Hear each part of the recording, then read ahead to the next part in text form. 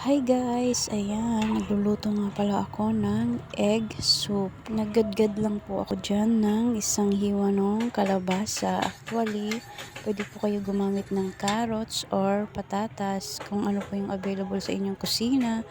At ayan nga guys, lalagyan natin siya ng onion leek.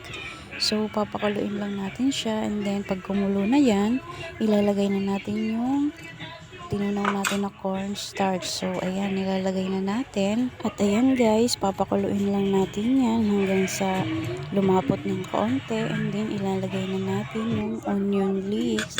And then, pagkatapos guys, ilalagay na natin yung binati nating itlog. So, yun lamang ang mga ingredients guys. Makakahigop na tayo ng mainit at masarap and healthy na sabaw.